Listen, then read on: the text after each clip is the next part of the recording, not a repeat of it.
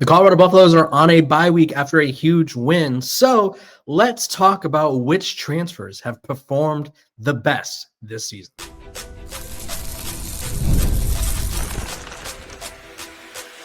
You are Locked On Buffs, your daily podcast on the Colorado Buffaloes, part of the Locked On Podcast Network, your team every day. Welcome to Locked On Buffs. I'm your host, Kevin Borba. Today's episode is brought to you by our sponsors over at Mazda.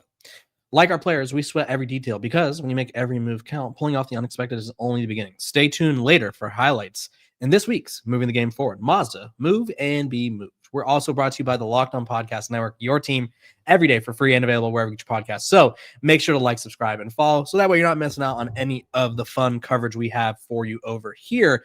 Let's talk grading the offensive transfers, or let's grade the offensive transfers, right? The Colorado Buffaloes, they win a huge one against Iowa State, the number 22 team in the country.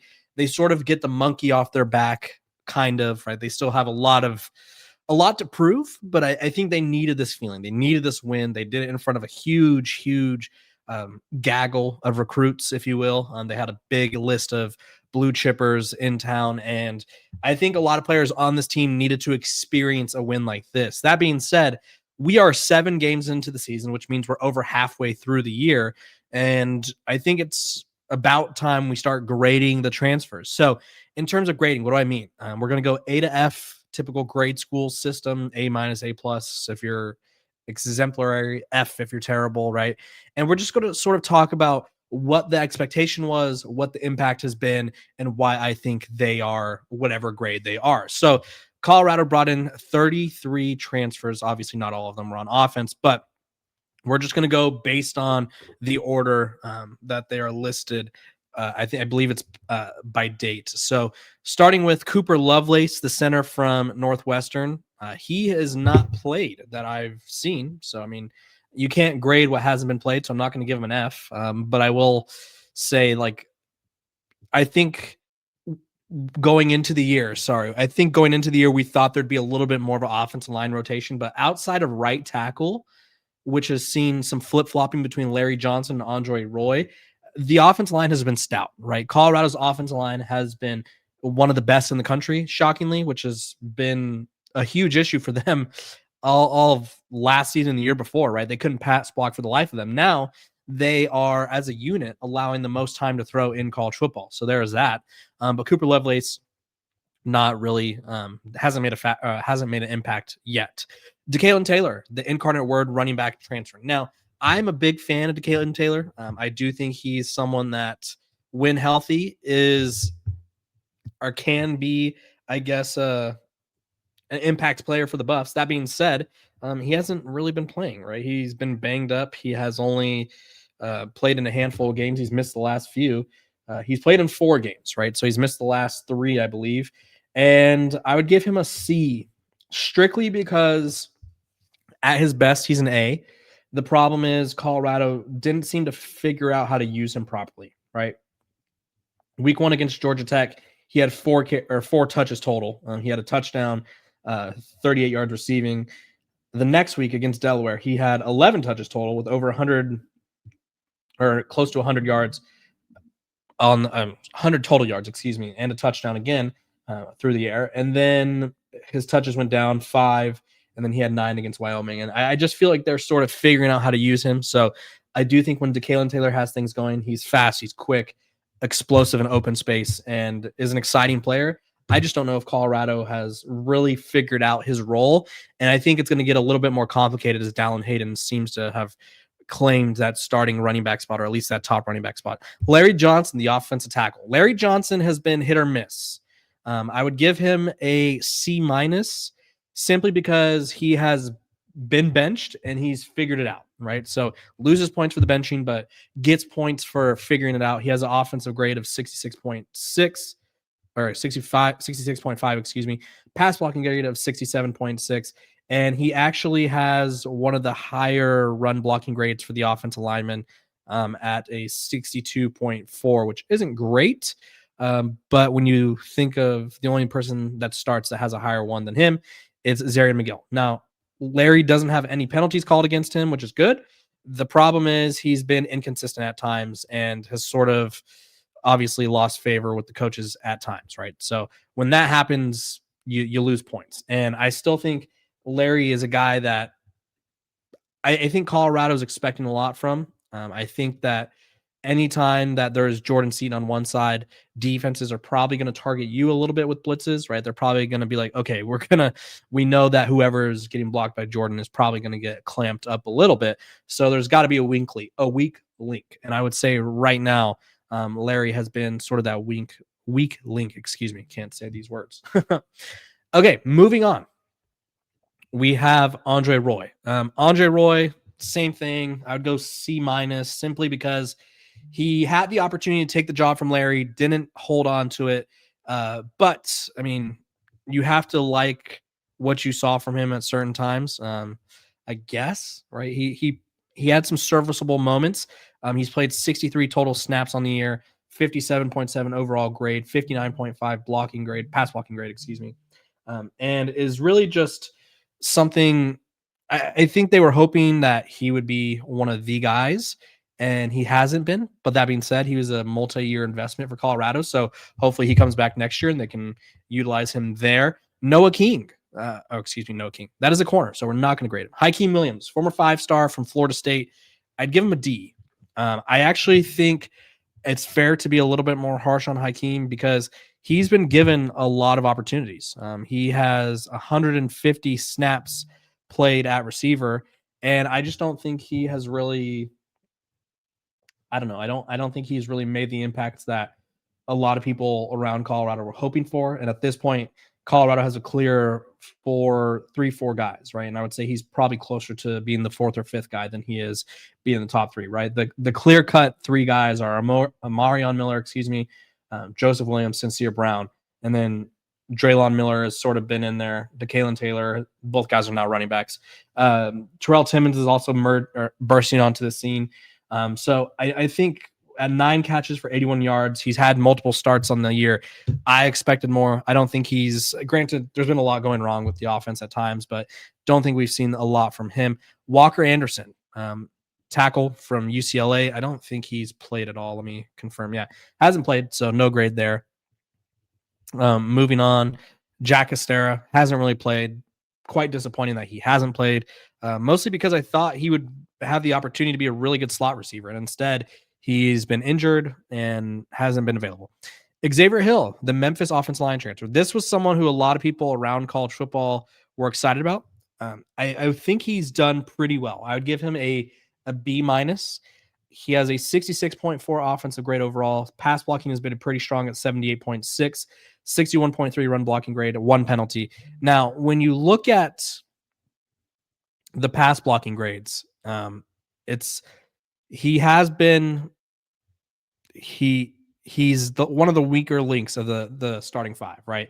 The offense line goes as follows: Jordan Seaton at 94.7, which leads college football. Zarian McGill, the center, 86.2. Xylon Chrysler at 76.4, and then 78.6. So he's third in the starting 5, and then Larry Johnson has the worst grade of them all. I think Xavier Hill, the reason I'm so harsh on him is because I think he has another level that we haven't seen yet. I don't really know what he needs to do to hit that level, but I do think he could be at the A level. We just have to see a little bit more from him, a little bit more consistency. Next up, we have Sincere Brown, the Campbell wide receiver transfer.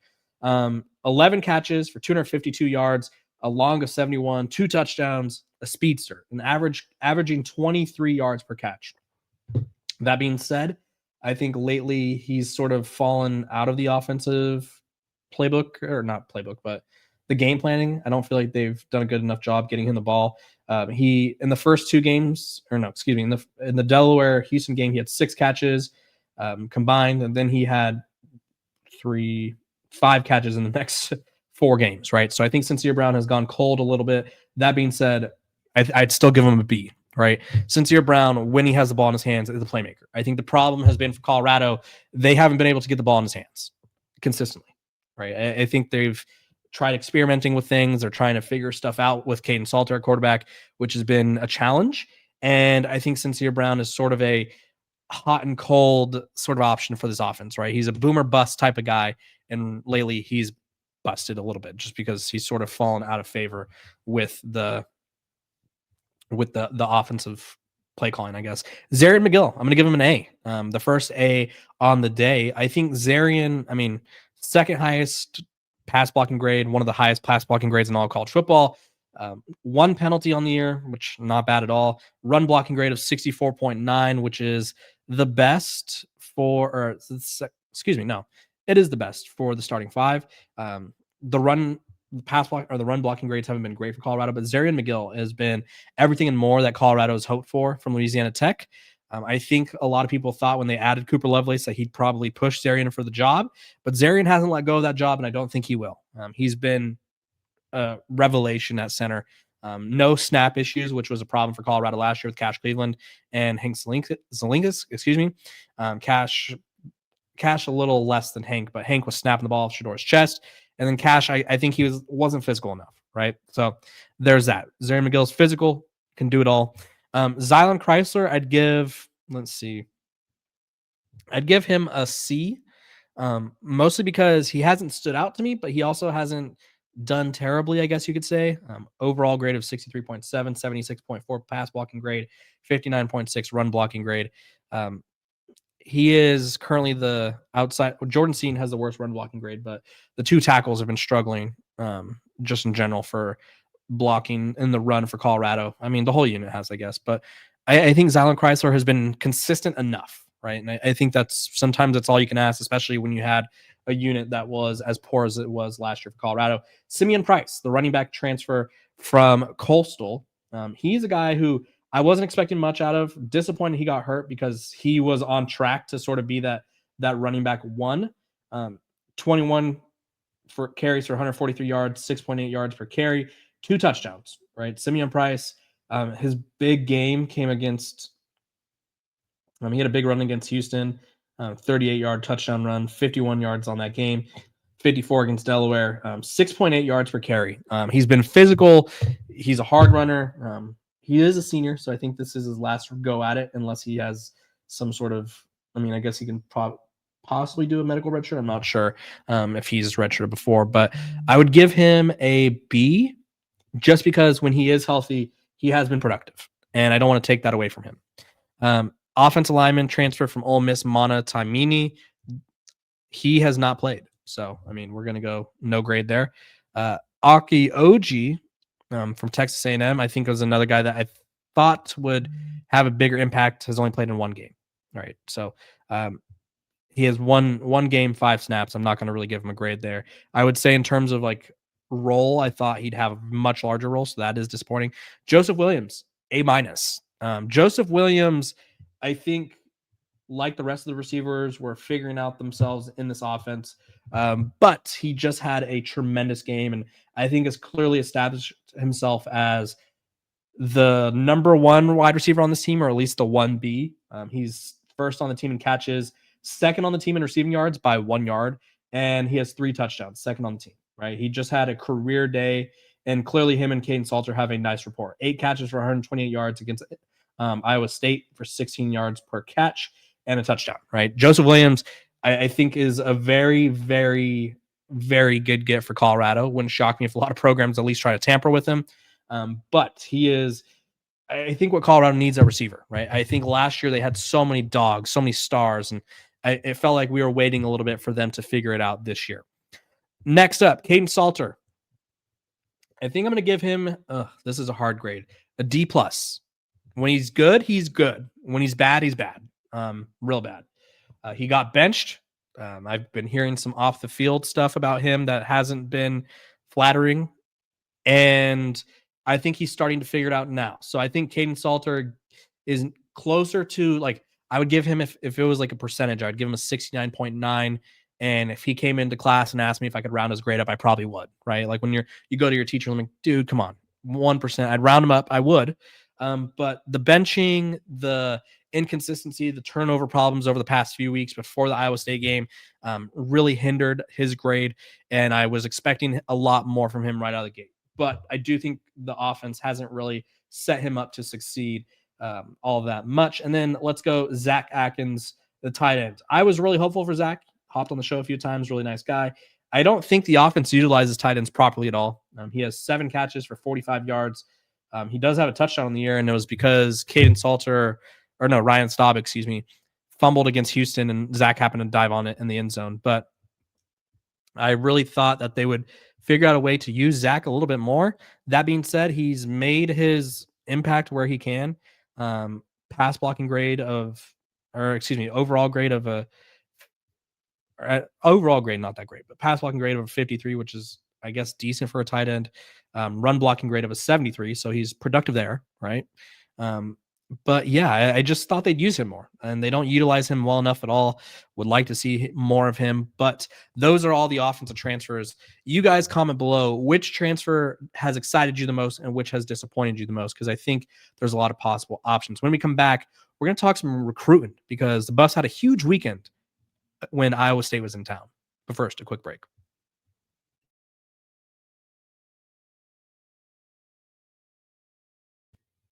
This episode of Locked On Buffs is brought to you by our sponsors over at Mazda. Move the game forward. For those who believe it's not just about playing the game, it's about redefining it. There are moments that do more than put points on the board. They move crowds, they move culture, and they keep moving the game forward.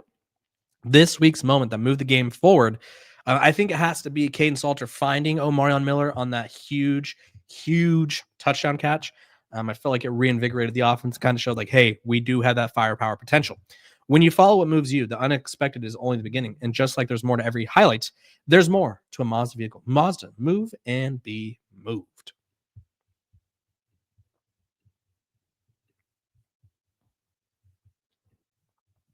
This episode of Locked On Buffs is also brought to you by the Locked On Podcast Network. It's your team every day for free and available wherever you get your podcasts. So make sure to like, subscribe, follow, all that jazz, so you're not missing out on any of our fun coverage. We're going to have some cool guests coming up pretty soon. Let's talk recruiting. The Buffs, they pull off a huge upset against the number 22 team in the country. They had a lot of big names in attendance. One of them was Christopher Talley, 4-star running back out of Memphis. He's a West Virginia commit, but I do think Colorado has been able to push him a lot. They also had, the list goes on and on, right? Like you don't want to overlook any of these recruits, but I'm going to pull up the list right now so we can discuss them all. We'll do that. So they also had blue chipper Kai Meza out of Corner Canyon in Utah, which is a hotbed for talent, right? Zach Wilson, Isaac Wilson, Jackson Dart, so many names, right? So many names have come out of there. And 6'1", 185-pound receiver, averaging 20 yards per catch, 82 catches, 1,600 yards, and 19 touchdowns in the last 2 seasons. Former Minnesota commit, Cal and Kansas State are also after him. Christopher Talley, who I already mentioned. Gavin Mueller, the tight end, who he's already committed to Colorado, but I think winning in front of your commits is huge, especially a ranked win. Now, I would like to see Colorado use the tight ends more, so that way offers like Alabama and Miami, who are starting to flow in for Gavin, don't sway him, right? When they go, hey, look at their tight ends, right? They're not using them, right? But Gavin, he talked about with, I forgot who he was talking to, but he said that Colorado was in on him early and he appreciates that. And so I think that will help. I think that'll help him or help Colorado in his recruitment.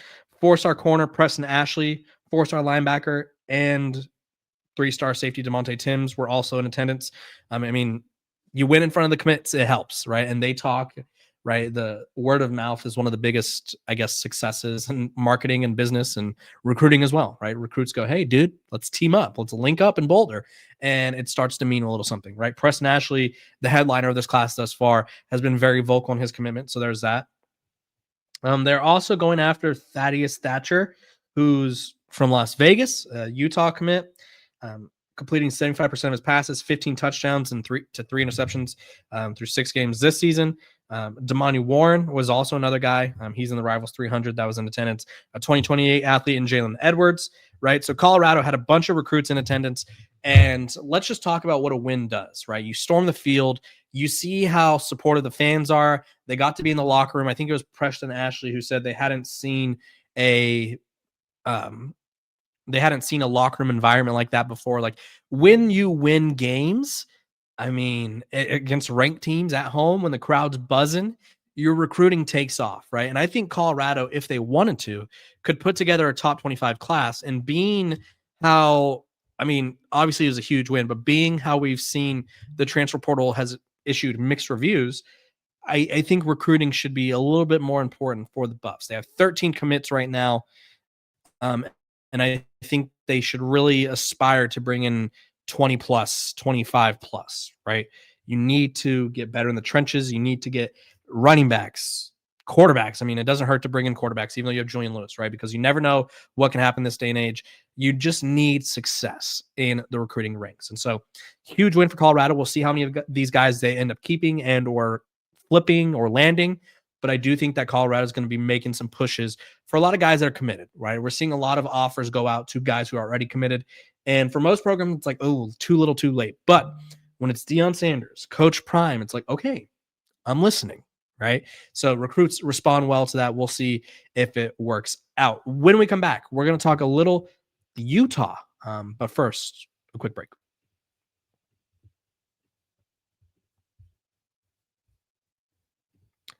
This episode of Locked On Buffs is brought to you by our sponsors over at FanDuel.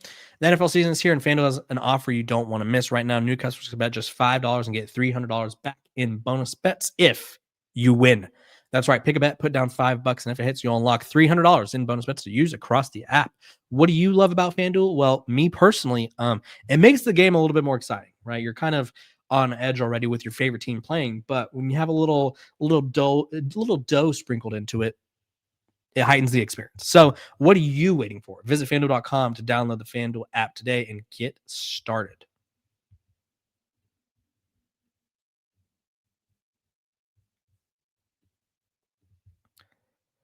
This episode of Locked On Buffs is also brought to you by our sponsors over at Monarch Money. Most people can't name all their financial accounts or even what they're worth, whether it's 401ks, properties, or investments. And when you don't have the full picture, you can end up leaving money on the table. That's why there is Monarch Money. It's an all-in-one personal finance tool that brings your entire financial life together in one easy peasy, and one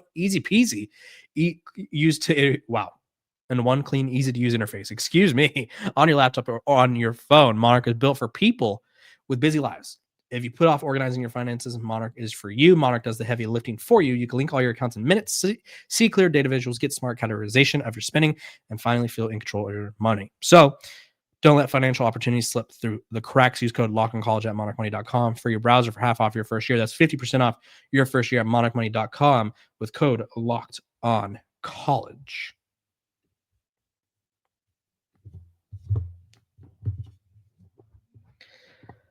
Welcome back to Locked On Buffs. Appreciate you guys for tuning in every single day, making me your first listen of the day. We're free and available wherever you get podcasts. Make sure to like, subscribe, and follow. Utah, the number 23 Utes. So Colorado has now 3 out of their last 4 games have been against top 25 opponents. Utah is ranked number 23 in the country. They just beat the absolute brakes off of Arizona State, who, granted, they were missing Sam Levin, had Jeff Sims blast from the pass at quarterback. They won 42-10. What did I see from this Utah team? Well, they have a dynamic quarterback, right? I don't think Devin Dampier is a polished passer by any means, but I'll say it. He's dynamic, right? He can run with the best of them. 10 carries for 120 yards, 3 touchdowns against a stout Arizona State defense. The run game as a whole for Utah was scary because they rushed for 276 yards and 6.6 yards per carry, 6 touchdowns. And they had 3 different guys who scored a touchdown. So there's that, right? They have a lot of we'll put it this way. They're very physical. They're very willing to run. They're very creative on offense now with Jason Beck calling the plays. So I do think that this could be a tough matchup for Colorado. That being said, Colorado riding a little bit of a hot streak. Who knows how Utah is going to be feeling after an emotional game. Surely it's going to be emotional against number 15 BYU this week. Holy war. It'll be interesting, right? Because you obviously have to assume that they're either going to be riding really high or they're going to be dejected or upset. There's a lot of factors, a lot of ways this game could go for the Utes. So we'll see how that goes. But in terms of the Buffs in Utah, there's yet to be odds released, but this is sort of what you need to know. It's at Rice Eccles, which is one of the toughest places to play in college football. It's going to be an 8:15 Mountain Time kickoff, which after dark over there, I mean, Rice Eccles after dark is scary, right? Colorado really needs to key in on how to slow down. I'm not even going to say stop anymore because they're not that good at stopping the run, right? Iowa State was not known for running the ball by any means, but that being said, they still torch Colorado. So Colorado needs to figure out a way to stop the run. They need to figure out a way to move the ball. Utah's their defense has only been exposed one time this year, and that was against Texas Tech, and that was because Will Hammond came in and absolutely sliced and diced them. Will Hammond is a precise passer, great deep ball, could really push the ball down the field. Caden Salter is not that guy. That being said, I do think there is an avenue to success, and we'll dive more into that as the game approaches. I do think that Colorado has a chance to pull off the upset, but they really need to take advantage of these 2 weeks to prepare. So I'm Kevin Borba, host of Locked On Buffs, and I will see you guys tomorrow. Hope all of you have a great and safe Monday and a nice start to your week. This has been Locked On Buffs.